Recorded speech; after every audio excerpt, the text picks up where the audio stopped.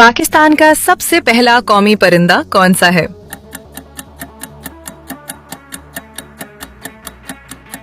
सही जवाब शक्कुर। अगला सवाल, दुनिया का सबसे ज्यादा समझदार परिंदा कौन सा है?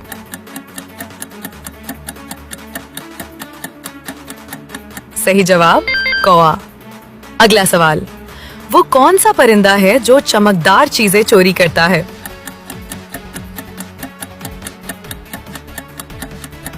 सही जवाब मैगपाई। अगला सवाल, वो कौन सा परिंदा है जो मछलियों का शिकार करके खाता है?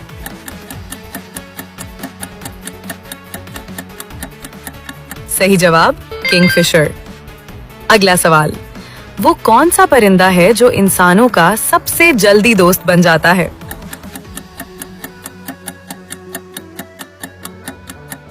अपनी ज़हानत का इस्तेमाल करते हुए इस सवाल का जवाब कमेंट सेक्शन में दें।